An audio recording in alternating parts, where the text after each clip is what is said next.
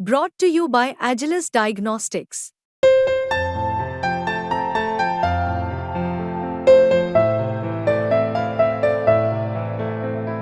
Agilus Diagnostics. High court के Lucknow bench ने 69,000 शिक्षक भर्ती के मामले में महत्वपूर्ण फैसला दिया। 69,000 शिक्षक भर्ती के मामले में जारी की गई पूरी मेरिट लिस्ट को हाईकोर्ट ने रद्द करते हुए 3 महीने में नई मेरिट लिस्ट जारी करने के आदेश दिए हैं।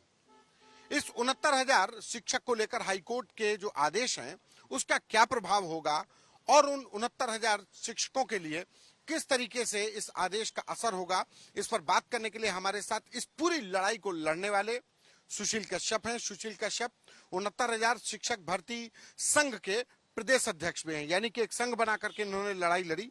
सुशील भाई, ये कब से आपने शुरुआत की, कब से ये शुरू से ये कहानी क्या है? सबसे पहले तो आपके चैनल व आपकी टीम को बहुत बहुत आभार और धन्यवाद। सर, उत्तर प्रदेश ने 2018 में 69,000 शिक्षक भर्ती को करने की एक जियो निकालती है, जो 5 दिसंबर 2018 को निकालती है और ये कहती है कि हमको उत्तर प्रदेश में 69,000 शिक्षकों की भर्ती करना है।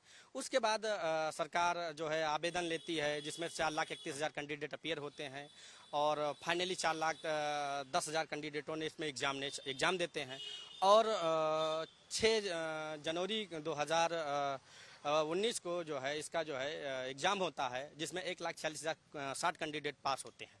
पास होने के उपरांत सरकार एक लिस्ट बनाती है। लिस्ट में क्वालिटी पॉइंट को छुपा लेती है, जिसकी वजह से जो संविधान में जो बेसिक एजुकेशन एक्ट 1981 में उत्तर प्रदेश रिजर्वेशन पॉलिसी की जो व्यवस्था है, जिसमें ओबीसी को 27%, एससी को 21% रिजर्वेशन मिलना चाहिए, वो नहीं दिया गया। इसकी हम लोगों ने संबंधित शिकायत विभाग के अधिकारी, यहाँ तक के राष्ट्रीय पिछड़ा वर्ग भारत सरकार नई दिल्ली में जब किया और वहाँ बताया कि 27% रिजर्वेशन की जगह मात्र आपने 3.86% ओबीसी को और 16.6% 21 की जगह एससी को आपने रिजर्वेशन दिया, लेकिन उत्तर प्रदेश की सरकार मानने को तैयार नहीं हुई। बड़ी जद्दोजहद के बाद राष्ट्रीय पिछड़ा वर्ग भारत सरकार कि यहाँ जब हमने शिकायत की तो वहाँ पर संबंधित अधिकारियों को तलब किया गया, तब उन लोगों ने ये बताया कि इसमें जो है कि ओबीसी का और एससी का जनरल का कट ऑफ वहाँ जाकर के डिस्क्लोज किया। यहाँ तक कि इन लोगों ने जो लिस्ट जारी की उसमें कट ऑफ तक भी नहीं बताया था। इस तरह से राउंडली मैं कह सकता हूँ। और जो हमने काउंटर एफिडेविट कोर्ट में दाखिल किया था। पहली कोर्ट में याचिका कब दाखिल की थी? और एक 5 जनवरी 2022 को सरकार ने 6800 अभ्यर्थियों की एक लिस्ट जारी की थी, उसका इससे क्या कनेक्शन है? देखिए, सरकार ने जब हमने 1356 आप 2020 महंतपाल एंड अदर्स की रिट पिटीशन हमने सिंगल बेंच में दाखिल की, तो स्टेट ने वहां पर अपना काउंटर एफिडेविट फाइल किया और ये कहा कि इस भर्ती में कोई भी स्कैम नहीं हुआ है, भर्ती neat and clean and transparency है, एक भी सीटों का कोई घोटाला नहीं है। लेकिन हम लोगों ने अपनी सुनवाई के दौरान मतलब हमारा मुकदमा चलता रहा, उसी दौरान विधानसभा का चुनाव जो 22 में आया, उसमें सरकार ने ये कहा कि हमने 5 जनवरी 2022 को एक लिस्ट निकाली और ये कहा कि इसमें हमने रिजर्वेशन का सही से पालन नहीं किया और 6800 सीटों का नुकसान हुआ है। लेकिन हम लोगों ने जो 6800 अभ्यर्थियों की लिस्ट निकाली। हाँ, 6800 अभ्यर्थियों की लिस्ट निकाली और ये कहा कि इनका नुकसान हुआ है, लेकिन नुकसान तकरीबन 18,000 अभ्यर्थियों का है, 18,000 रिजर्व कैटेगरी कैंडिडेटों का है, ना कि 6800 के अभ्यर्थियों का है। क्योंकि 13 मार्च 2023 को सिंगल बेंच ने 6800 की लिस्ट को रद्द कर दी और ये कहा कि एक नई लिस्ट प्रिपेयर करिए, जिसके तहत जो रिजर्वेशन है अपेंडिक्स 1 में जो बेसिक एजुकेशन एक्ट है, उनका सबका अच्छा सा पालन करते हुए एक नई लिस्ट प्रिपेयर करिए, जो ट्रांसपेरेंसी लिस्ट हो, जिसमें ओबीसी को 27%, एससी को 21%, एसटी को 2% रिजर्वेशन दीजिए और जो भी मेधावी अभ्यर्थी अनरिजर्व के इक्वल क्वालिटी पॉइंट गेन करते हैं उनकी काउंटिंग में रिजर्व ना करके अनरिजर्व में की जाए। लेकिन उत्तर प्रदेश की सरकार ने उस आदेश को नहीं माना, लिहाजा हम लोगों को स्पेशल अपील दाखिल करना पड़ा, जिसमें माननीय न्यायपालिका ने हम दलित पिछड़े गरीब गुरबा के लोगों के साथ में न्याय किया और 13 अगस्त 2024 को यह आदेश पारित किया कि उत्तर प्रदेश ने जो 1/6/2020 को 67,867 की लिस्ट जारी की, उस लिस्ट को रद्द की जाए और नई एक लिस्ट बनाई जाए जिस लिस्ट में पूरी तरीका से अपेंडिक्स 1 का इस्तेमाल किया जाए, पालन किया जाए, जिसमें अभ्यर्थी का नाम, पिता का नाम, उसके रजिस्ट्रेशन नंबर, उसका जन्म तिथि, उसके कितने क्वालिटी पॉइंट है, किस वर्ग में सिलेक्शन है, इन सारी बातों को डिस्क्लोज किया जाए। लेकिन इससे पहले जो इन्होंने लिस्ट जारी की थी उसमें इन सारी बातों को साइलेंट कर लिया था, क्योंकि इसलिए साइलेंट कर लिया था, अगर ये क्वालिटी पॉइंट बता देते तो ये घोटाला ना कर पाते। लेकिन हमको न्यायपालिका पे पूरा भरोसा था, यकीन था मुझे। अगर हम साधारण भाषा में कहें तो इस 69,000 शिक्षक भर्ती से तमाम लोग नौकरी पा गए होंगे। कितने लोग नौकरी कर रहे हैं? 67,867 की इन्होंने लिस्ट जारी की, वो सभी लोग अपॉइंटमेंट है। लेकिन जब मुकदमा चल रहा था तभी कोर्ट ने इनको रोक लगा दिया था। लेकिन कोर्ट ने, सरकार ने एक एफिडेविट दिया था कि हम ये भर्ती इस मुकदमे के अधीन है, 1356/2020 मैनपाल एंड अदर्स के अधीन हम नियुक्ति दे रहे हैं। जो माननीय न्यायालय भविष्य में आदेश करेगा उसका हम पालन करेंगे। तो एक ये कहा जाए कि जो 69,000 शिक्षक में जो 67,000 के लगभग जो अभ्यर्थी जो नौकरी पा चुके थे, अब उनकी नौकरी खतरे में है? नहीं, उनकी नौकरी किसी की खतरे में नहीं। जो गलत तरीके से जो है बैठाए गए हैं उनकी नौकरी खतरे में है। 67,867 किसी भी अभ्यर्थी की नौकरी खतरे में नहीं है। खास तौर से जो संविधान से इतर या ब्यूरोक्रेसी की मनमानी या अपने लोगों को बैठाने के जो मापदंड अपनाए थे वो लोग खतरे में है और कोई भी अभ्यर्थी खतरे में नहीं। कितने जो शिक्षक हैं जो अभी नौकरी पा चुके हैं वो 3 महीने की लिस्ट जब अगर सरकार जारी कर देती है तो नौकरी से बाहर हो जाएंगे, और कितने लोगों को अगर कहा जाए तो लाभ मिलेगा इसका? तकरीबन 18,000 आरक्षित वर्ग के अभ्यर्थियों का लाभ होगा, और जो गलत 18,000 हैं उनको बाहर करने के लिए माननीय न्यायपालिका ने आदेश किया।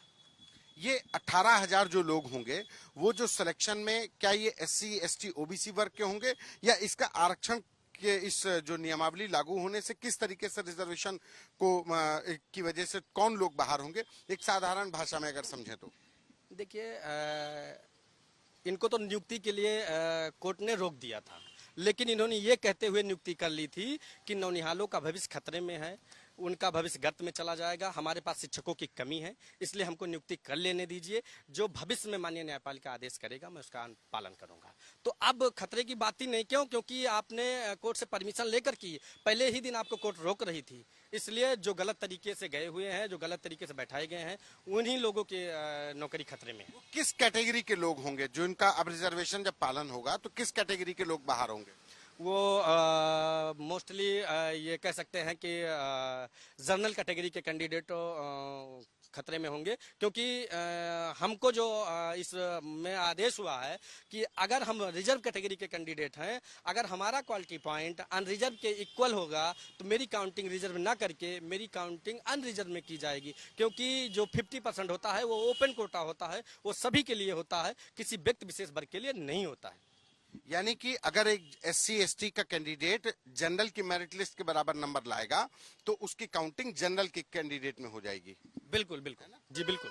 तो फिर जो SC ST की जो वैकेंसी खाली हो जाएंगी उसको नीचे SC ST के कैंडिडेट जो दूसरी मेरिट लिस्ट में नीचे होंगे वो आगे आ जाएंगे। देखिए, रिजर्वेशन इसीलिए दिया गया है कि जो कमजोर तबके के होंगे, जिनके गुणांक, जिनके क्वालिटी पॉइंट कम होंगे, रिजर्वेशन इसीलिए तो दिया गया ताकि सामाजिक प्रतिनिधित्व बढ़ सके। जो मेधावी होंगे उनकी काउंटिंग ओपन कैटेगरी में की जाएगी, जो कम नंबर लाएंगे और जो 27%, 21% के क्राइटेरिया, 2% के क्राइटेरिया में आएंगे उनको वहां सिलेक्शन दिया जाएगा। समाज प्रतिनिधित्व बढ़ाने के लिए ही तो रिजर्वेशन दिया। मतलब 18,000 के लगभग लोगों को नौकरी जाएगी और नए लोगों को मिलेगी। बिल्कुल जाएगी। क्यों? क्योंकि मैं फिर से आपको दोहरा दूं कि ये भर्ती करने से पहले कोर्ट ने रोक लगा दी थी और कहा था भर्ती मत करिए, लेकिन इन्होंने ये कहते हुए भर्ती कर ली कि हमारे प्राथमिक में शिक्षकों की कमी है और छात्रों का भविष्य खतरे में है, इसलिए मुझे परमिशन दी जाए। और ये भर्ती subject to petition 1356/2020 Manpal and others के अधीन थी, तो इसमें खतरे की बात ही खत्म हो जाती है सर। क्योंकि एक्चुअली है क्या कि जब आपने परमिशन लेकर की और आपने एफिडेविट दिया कि जो भविष्य में आदेश आए, भविष्य में जो आदेश आएगा उसका मैं अनुपालन करूंगा। 2020 से लेकर के 2024 6 सालों का एक लंबी लड़ाई के बाद हम लोगों को माननीय न्यायपालिका से न्याय मिला है, तो ये कहीं न कहीं हम दलितों 6 साल की लंबी लड़ाई। आप किस कैटेगरी में आ रहे हैं कि आप ओवर एज हो गए? नहीं, अभी तो हैं ओवर एज क्या, क्योंकि भर्ती पहले की है तो ओवर एज हो जाएंगे तब भी कंसीडर किए जाएंगे, क्योंकि विज्ञापन पहले का है। तो इसलिए उम्मीद 100% है। और लिस्ट ट्रांसपेरेंसी सही से अगर उत्तर प्रदेश के ब्यूरोक्रेसी में बैठे लोगों ने बनाई तो सुशील का नाम पहली लिस्ट में आएगा। चलिए, शुभकामनाएं। ये सुशील कश्यप हैं जो लगातार इस लड़ाई को लड़ रहे थे और जिनका कहना है कि हाईकोर्ट के इस आदेश के बाद जो लगभग 18,000 जो अभ्यर्थी इस आरक्षण की गलत फॉर्मूले के वजह से नौकरी पा गए थे वो बाहर होंगे और उनकी जगह पर दलित, ओबीसी, एसटी वर्ग के लोग इसमें नौकरी पाएंगे।